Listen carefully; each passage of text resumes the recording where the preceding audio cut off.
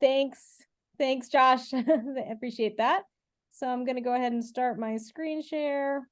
All right. Make this big. Okay, so welcome everybody to our final Biogeosciences Academic Job Market Mentoring Hour of the year. We hope to continue this series next year, but we are now on our final one of 4. And just a reminder that you can find recordings of the previous presentations on the AGU YouTube channel. I've been trying to send out the links afterwards. If you can't find them, just write me a quick email and I will get them to you. But we have 3 wonderful presentations and we'll have today's presentation up there shortly. Okay, so reminder, if you're looking for jobs, we have our job board on the AGU Biogeosciences site. You just have to scroll down on this site, look for this big blue blocks, and there's a bunch of databases here that you can look through for jobs. I'm going to go through a few ground rules and introduce our mentor. Our mentor is going to give her presentation, and we're going to have questions. So the most of the time, I think, is just going to be devoted to questions, unless I find out anybody has any statements that they want looked over. So we'll probably skip the breakout rooms. Okay. And we'll probably end the recording right after the presentation. So don't worry, your questions are not going to be recorded.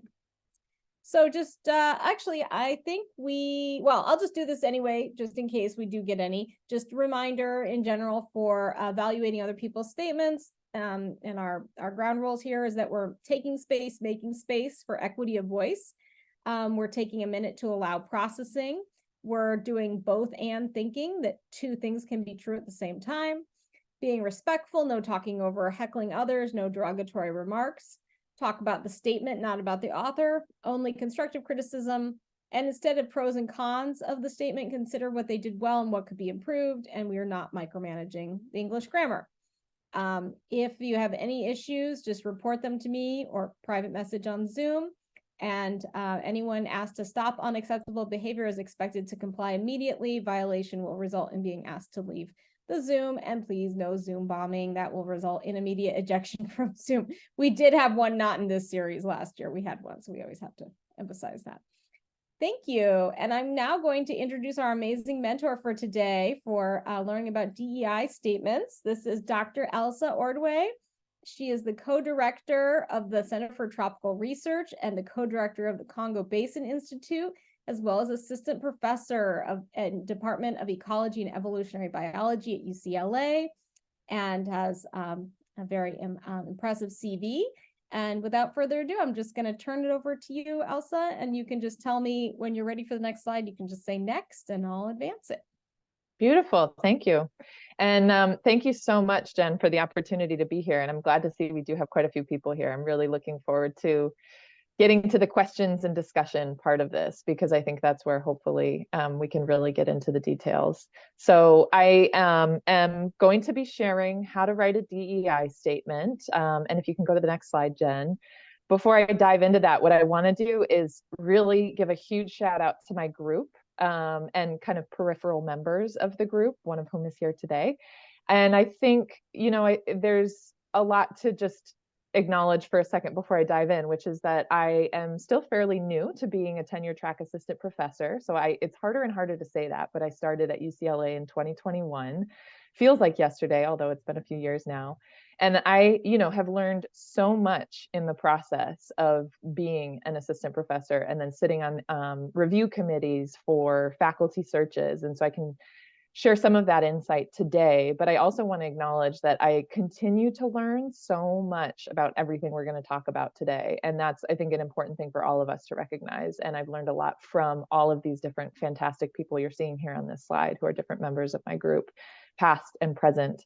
And so I just want to acknowledge them and kind of give a big shout out to them. Right, next slide, please. So the first thing I want to start with is acknowledging too that DEI statements are still fairly new. So you all have thought about teaching and research statements with some of the previous folks who were on this webinar. And unlike those, DEI statements are still not actually required at all universities. Jen, if you can advance, and actually I'll just have you advance to all of these because I think that'll be easier. So diversity statements are a relatively new addition to the job application packet, right? And as a result, search committees are still developing assessment tools to actually evaluate these statements. And a lot of campuses lack clear guidelines on how to even evaluate these. And so that's something to be aware of and remember as you're writing these, and we can talk more about that later. DEI statements are becoming much more common. So it used to be just a handful of schools. For example, a lot of the UCs were early adopters in requiring diversity statements, the University of California schools. But they're increasingly more common.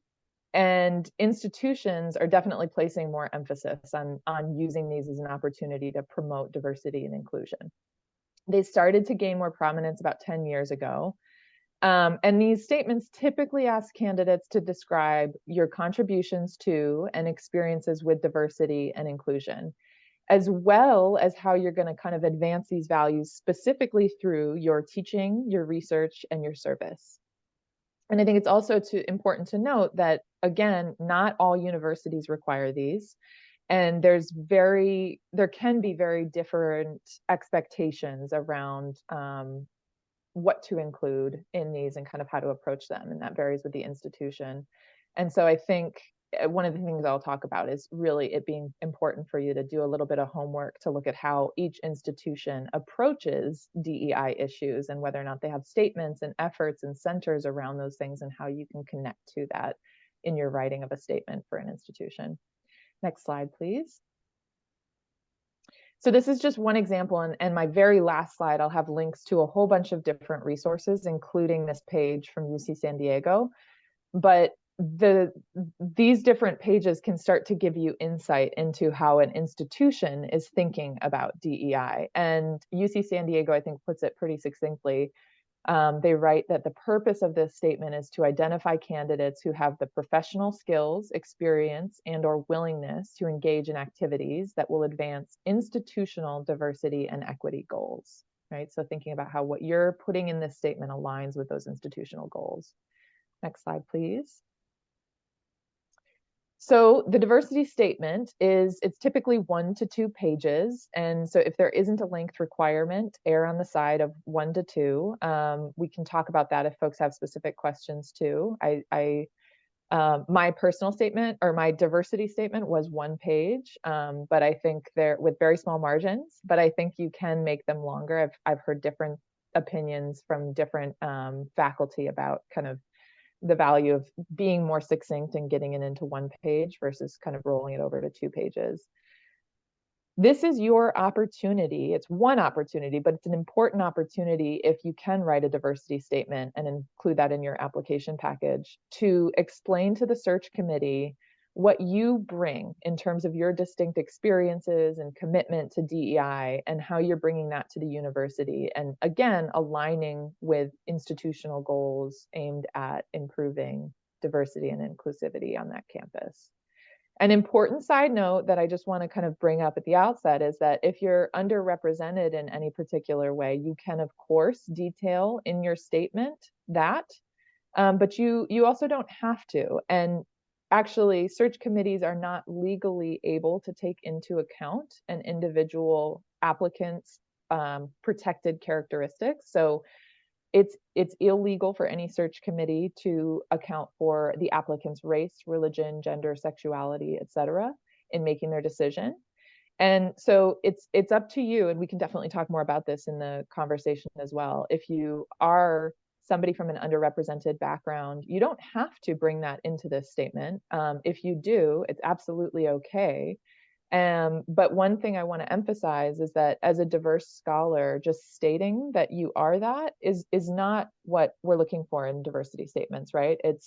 The point of these statements is to show that no matter who you are, where you come from, what your background is, it's really aimed at showing your commitment to diversity through your research and your teaching and service. And I'm going to talk a lot about showing and not telling and things like that in the next few slides.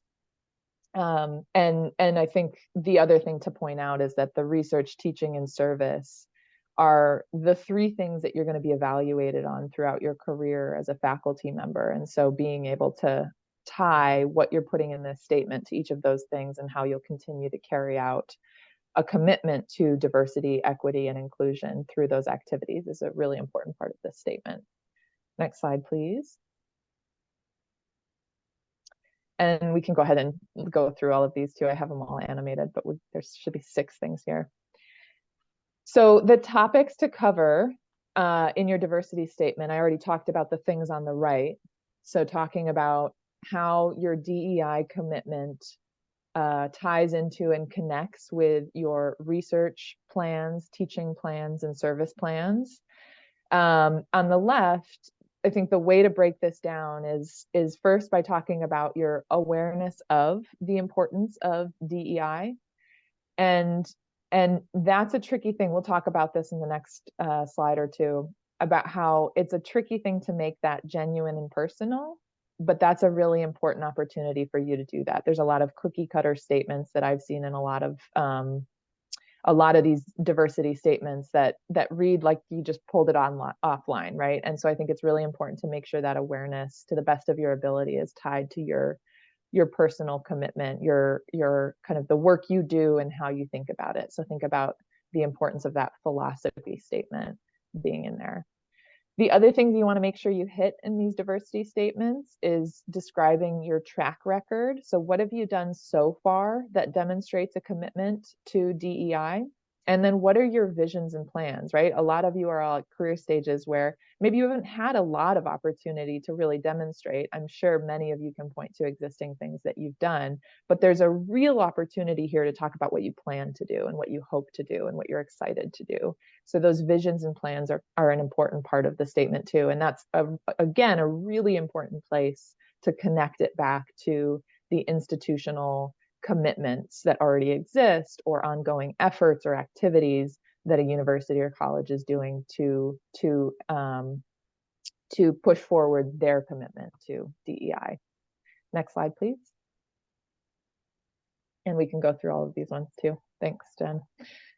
So there's a lot here, and I think, Jen, you'll be sharing slides afterward. Is that correct? So yes. People can, yeah, great. Yeah. So right after this, I'll put up a link to our Dropbox so everybody can have these slides. Awesome. So you all will get to kind of go through these in detail. And I did this, I mean, it's hard to read, but I did this because I do want there to be kind of a record you can go back to. All of you can reference this information later. So I talked about describing your commitment to diversity, right? Your awareness of DEI. And this is where it's really important to make this your own. These statements do tend to be fairly cookie cutter. And so I'll give you an example of how I attempted to try to do this in my diversity statement in a couple slides. But I think this is where it's really worth putting, of course, it's worth putting a lot of thought into this entire statement, but kind of think through what is unique to kind of how you're approaching DEI and how can you make that that commitment to and awareness of it a really genuine and personal statement. And part of that too, and throughout the statement, is telling your story. So really being aware of how your own life has been shaped by various academic and social positions you occupy. And that's going to be different for each and every one of us. And this is where too, the next bullet point kind of comes into this. I think it's really valuable to not overstep or overstate. Maybe, I mean, the point here isn't to kind of demonstrate if you have experienced a lot of kind of challenges and setbacks in your own life and you want to bring that in as a part of the statement, that's absolutely fine, but you don't have to do that. And what if you do decide to do that, I think it's valuable to kind of stick to the commonly accepted understandings of diversity and equity in these statements. So concentrating and centering on issues of race, gender, sexual orientation, disability, things like that, as opposed to, for example, me saying I grew up in the Midwest and that's not a big city, and therefore I didn't have access to X, Y, and Z things. That's a bit of it's not really what we're looking for in a diversity statement. I hope that makes sense, and I'm happy to get into questions about that too. Similarly, avoid false parallels, right? So again, we're not asking everybody to say they've experienced directly firsthand issues with diversity and equity inclusion. You don't want to claim to have experiential knowledge of something you haven't had experiential knowledge of or couldn't because of your positionality. And then related, let's say you have experienced a lot of situations that are a part of kind of why DEI issues are front and center for you and really important to you, but you don't feel comfortable being incredibly personal and vulnerable in these statements. That's okay too. You don't have to get personal. You can cite studies, statistics, kind of demonstrate the importance of these things without getting too personal and sharing too much of your story. So you can go in both directions. And I think it's important to think about being careful regardless of which direction you go. But there's an opportunity to get personal if that's important to you, but you also don't have to.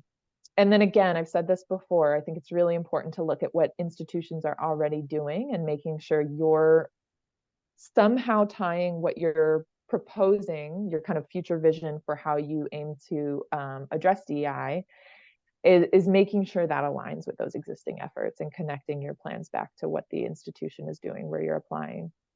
And with show, don't tell, this is true across, I think, all of these statements, your research statement, your personal statement, your diversity statement.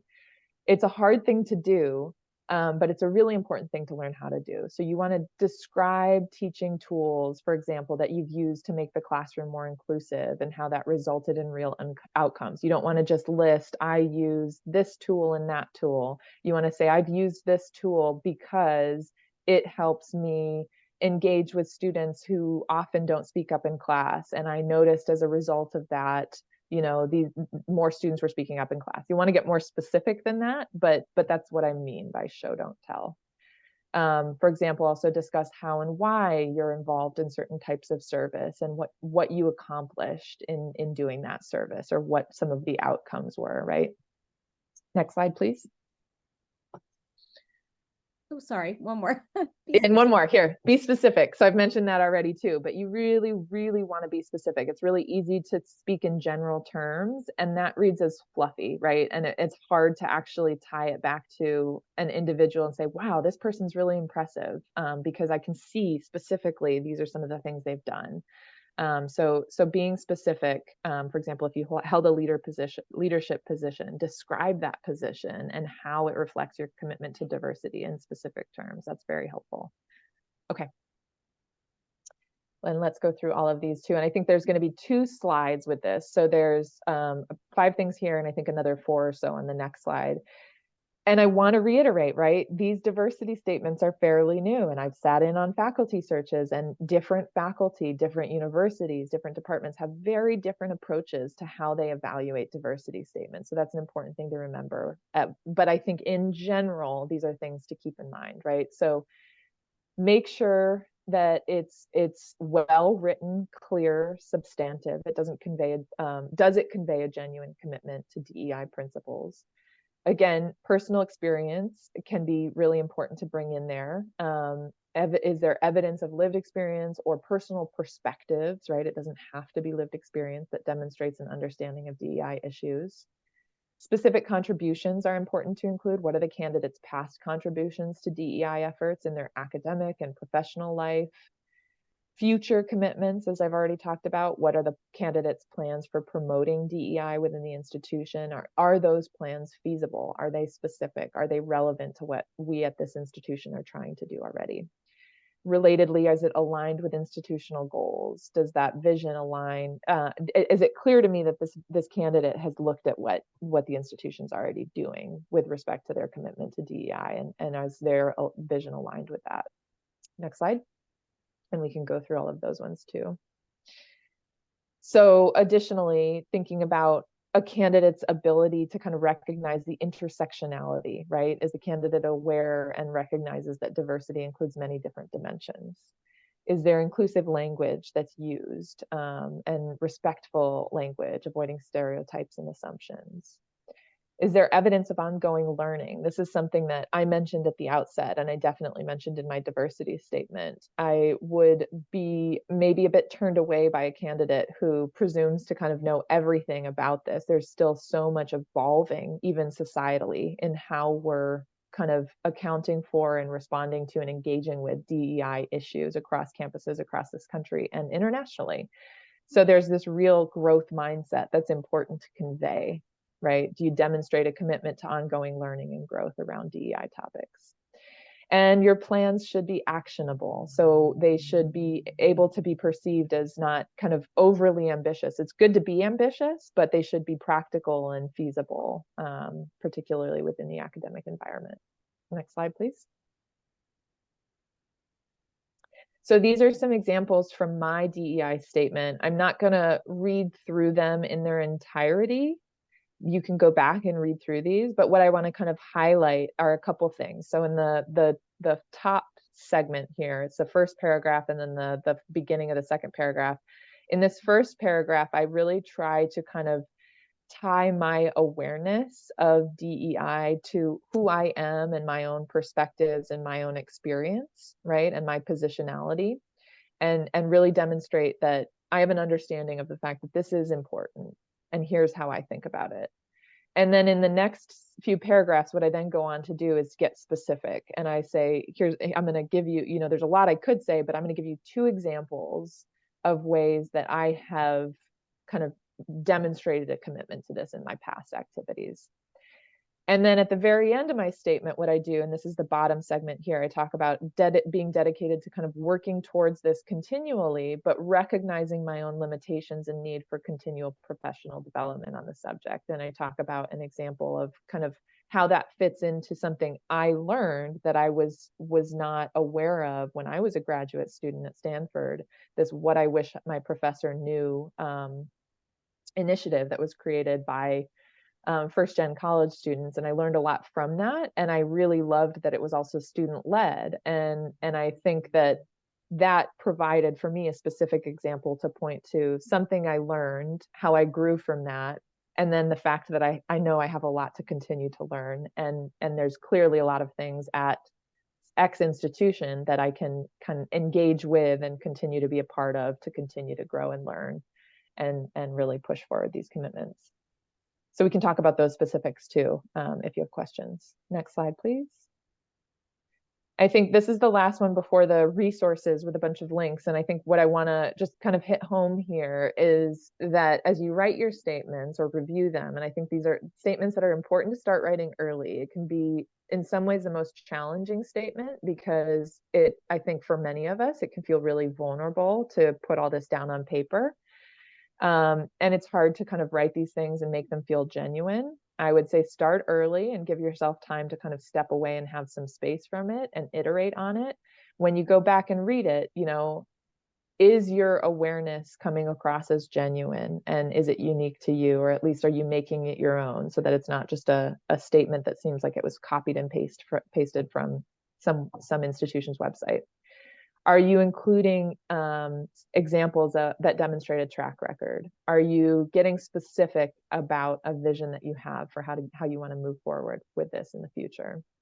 And again, reminding you all, you can make this personal, but for a lot of folks, it's not going to be super comfortable to make this personal, and that's okay too. I think there's ways you can kind of bring in your personal commitment through how you're talking about your philosophy around it. But then if you don't want to talk about specific examples, that's fine. It's absolutely okay to cite papers and cite statistics. There's a lot of work that's done on this issue, and you can lean heavily on that to kind of use that as a way to say this is important, and I'm not the only one who thinks this is important. Again, tie it back to the institution and make sure that this cuts across. And I think this is an opportunity really to kind of draw on examples from research and teaching and mentoring and service, right? All of these different activities can and should be linked to a commitment to DEI. And there's a real opportunity to cut across all of those in your diversity statement. So I think with that, I believe the next slide is just links and resources. Yeah, and so here I just want to, this will be, again, shared with you.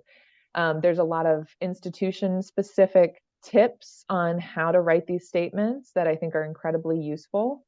And then there's 2 articles at the bottom that talk about demystifying the diversity statement and how to write an effective diversity statement. And these are things that I actually drew heavily on when I was thinking about it in one case, and then also have kind of drawn from here today. I think both of these writers did a really great job of kind of highlighting the important things to think about.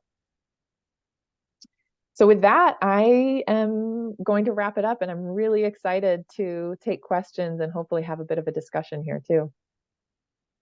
Excellent. Thank you, Elsa. Round of applause. And I'm going to go ahead and share the link to those slides so you can be looking at those as well. But now is time. We can go ahead and stop the recording, Josh.